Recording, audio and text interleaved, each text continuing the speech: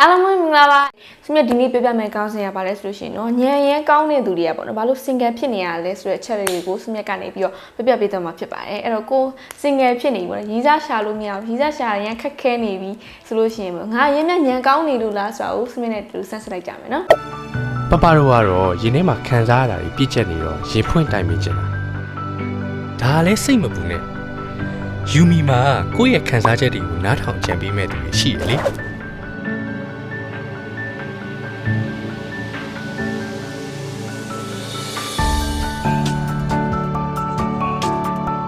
ယူမီနှလုံးသားချင်းချိတ်ဆက်စို့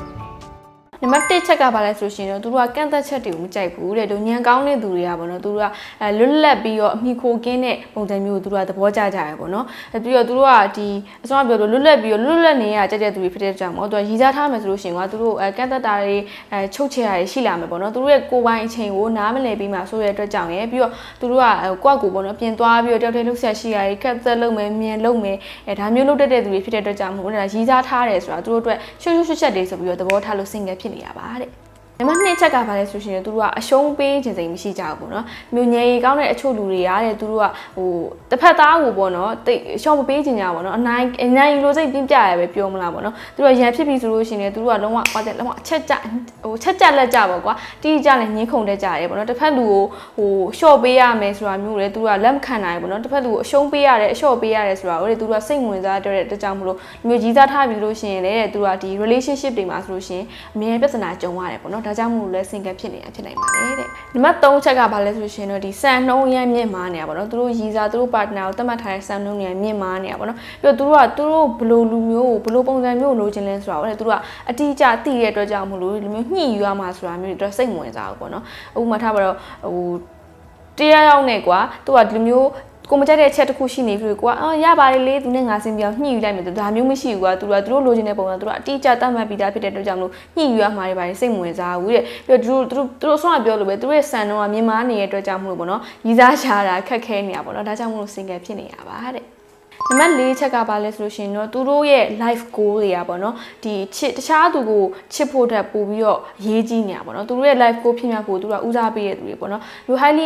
intelligent people တွေရတဲ့သူတို့ကပေါ့ဘယ်လိုဆိုတော့သူတို့ရဲ့အိမ်မက်ကိုသိတယ်သူတို့ရဲ့ရည်မှန်းချက်ကိုသိတယ်လူမျိုးရဲ့ဖြစ်မြောက်အောင်လေပေါ့သူတို့ကတေချာ plan ဆွဲပြီးတော့ပေါ့နော်လုပ်တတ်ကြရဲတကယ်လည်းလှုပ်ဆောင်တတ်တဲ့စူးစမ်းတဲ့သူတွေဖြစ်ကြရပေါ့နော်သူကတခြားသူတွေထက်ဆိုင်တခြားဘဝမှာသူတို့ရဲ့အိမ်မက်တွေဖြစ်မြောက်ဖို့ကသူကအရေးကြီးဆုံးပဲကွာတခြားလူတယောက်ကိုချစ်ဖို့ထက်ဆိုင်သူတို့ရဲ့အိမ်မက်တွေကိုဖြစ်မြောက်ဖို့ပေါ့နော်ပထမဦးစားပေးဖြစ်နေတဲ့အတွက်ကြောင့်မလို့သူတို့ကဒီစောစောပြောလို့ပေါ့နော်ရည်စားမရဘူးရည်စားမရှိဘူးရည်စားမထားဘူးဆိုတာပေါ့နော်ဒါလည်းမဆန်းဘူးလို့ပြောလို့ရပါပေါ့နော်နံပါတ်5ချက်ကဘာလဲဆိုရင်တော့နည်းနည်းခက်ချေပေါ့နော်ခက်ချေပဲပေါ့သူတို့ကဘာလဲဆိုရင်တော့မလိုအပ်လို့ပေါ့နော်ဒီမျိုးညင်မြင်မားတဲ့သူတွေကသူကစိတ်ပိုင်းဆိုင်ရာပြဿနာတွေပဲဖြစ်ဖြစ်ဒီလူရုပ်ပိုင်းဆိုင်ရာပြဿနာပဲဖြစ်ဖြစ်ပေါ့နော်ဒီမျိုးပြဿနာတွေဖြစ်လာတဲ့အခါမှာဆိုရှင်ねသူတို့ကကိုယ့်အကိုဘယ်လိုမျိုး handle လုပ်ရမလဲပေါ့ကိုယ့်အကိုဘယ်လိုကင်တွယ်ဖြေရှင်းရမလဲဆိုတာပေါ့သူကနားလေသဘောပေါက်ကြတယ်တဲ့ဒီမျိုးရေးကြီးပြဿနာတွေဖြစ်လာပြီဆိုလို့ရှိရင်လည်းပြဿနာတွေဖြစ်လာရင်လည်းသူကကိုယ်တိုင်ဆုံးဖြတ်နိုင်တဲ့အတွက်ကြောင့်မလို့ပေါ့နော်တခြားသူရဲ့အကူအညီကိုမလိုအပ်ဘူးဖြစ်နေတာပေါ့နော်အဲ့တော့တခြားသူရဲ့အကူအညီကိုမလိုအပ်တဲ့အတွက်ကြောင့်မလို့သူတို့ကလည်းရည်စားထားဖို့ဆိုတာလည်းဒါမလိုအပ်တယ်လို့မျိုးဖြစ်နေတာပေါ့နော်အဲ့တော့အရန်ကိုညံကောင်းနေပြီကိုယ့်အကိုလုံးဝ independent အရန်ဖြစ်နေပြီဆိုလို့ရှိရင်လည်းဒါ single ဖြစ်နေရတဲ့အကြောင်းလေးတစ်ချက်ဖြစ်နိုင်ပါတယ်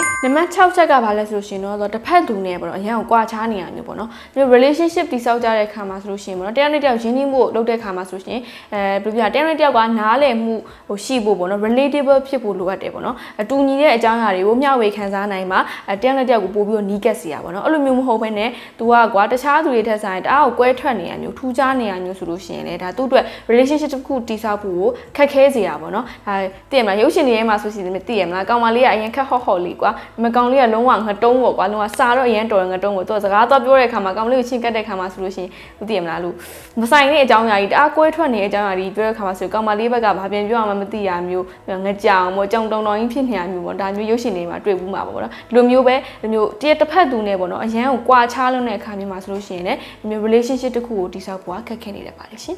်နံပါတ်9ချက်ကဘာလဲဆိုလို့ရှိရင်တော့သူကပြင်းလွယ်တယ်လို့ပေါ့နော်ဒီလိုမျိုးညံရင်မြင်မာတဲ့သူတွေကပေါ့သူတို့က အကြောင်းအရာအသစ်တွေကိုသူတို့ကရှာဖွေစူးစမ်းလေ့လာတာကိုသဘောကျကြတယ်ဒါကြောင့်မို့သူတို့က relationship တစ်ခုရပြီဆိုလို့ရှိရင်လည်းတယောက်အကြောင်းတယောက်ကိုနားလည်ပြီးတော့ဗောနော်အပါနာတယောက်ပါနာကိုပါနာအကြောင်းကိုဗောနော်တော်တော်သိသွားတဲ့အခါမှာဆိုရှင်သူတို့ကပြင်ဟွာသိလားတခြားအဲ့လိုမျိုးလူအသစ်တွေနဲ့တွေ့ပြီးတော့ဟိုစိတ်လှုပ်ရှားစရာဗောနော်ဟိုအကြောင်းအရာတွေအခြားအကြောင်းအရာအသစ်တွေကိုလေ့လာဖို့တော့သူတို့ကပို့ပြီးတော့စိတ်အားထက်သန်နေတတ်တယ်ဒါကြောင့်မို့လို့ဟိုတိတ်မမြဲဘူးလို့ပြောအောင်ဗောနော်ရည်စားမမြဲဘူးsingle ဖြစ်နေရ single ဖြစ်ပြီးတော့တခြားလူတွေနဲ့ date နေရတာတွေကသူ့အတွက်ပို့ပြီးတော့ပြောကြကောင်းနေလို့ single ဖြစ်နေတာပါတဲ့နံပါတ်8ချက်ကပါလဲဆိုရှင်တော့သူက single ဖြစ်ရတာကိုသူတို့ကိုယ်တိုင်သဘောကျနေလို့ပေါ့နော်သူများဆုံးကပြပြတဲ့အချက်တွေအားလုံးကိုခြုံငုံကြည့်လိုက်မယ်ဆိုလို့ရှင်လည်းပေါ့နော်သူတို့ကဟိုအရှုံးပေးရမှလည်းမကြိုက်ဘူးတခြားသူကိုပေါ့နော်ပြီးလို့ရှင်တခြားသူရဲ့အကူအညီကိုလည်းမလိုအပ်ဘူးပြီးကိုကကိုတယောက်တည်းသွားလာနေရတဲ့ဟိုအမိကိုကင်းကင်းနဲ့ပေါ့နော်ဟိုလွတ်လပ်ဖြစ်နေရအောင်ကြိုက်တဲ့သူတွေဖြစ်တဲ့အတွက်ကြောင့်မို့လဲသူတို့ single ဖြစ်နေရဆိုတာတော့မဆန်းပါဘူးတဲ့ကဲအဲ့တော့ဒီနေ့သူမြတ်ပြပြသွားတဲ့ကောင်းစရာဘာလဲဆိုလို့ရှိရင်เนาะငယ်ရင်မြန်မာတဲ့သူတွေကဘာကြောင့် single ဖြစ်နေရလဲဆိုတော့အချက်လေး၈ချက်ကိုသူမြတ်ကနေပြပြပြီးသွားဖြစ်ပါတယ်အဲ့တော့ဒီထဲမှာကြည့်နေတဲ့သူတွေမှာ FA single ပါနေဆိုလို့ရှိရင်เนาะငါရင်းနဲ့ညံကောင်းနေလို့လားပေါ့ဆိုတော့ဒီအချက်လေးကြည့်ပြီးတော့ sense လို့ရတယ်ပေါ့เนาะကိုကဟိုဘယ်ချက်လေးနဲ့ကိုက်ညီလဲတစ်ချက်နှစ်ချက်သုံးချက်၄ချက်၅ချက်အများကြီးကိုက်ညီလို့ရှိရင်တော့ဒါတော်တော်ဟိုငယ်ထက်မြက်တဲ့သူလို့ပြောလို့ရနိုင်ပြီเนาะအဲ့တော့ဘယ်ချက်လေးနဲ့ကိုက်ညီလဲဆိုတာကိုလည်းအောက်မှာ comment ပေးသွားပါအောင်เนาะ ယူမီနှလုံးသားချင်းချိတ်ဆက်စို့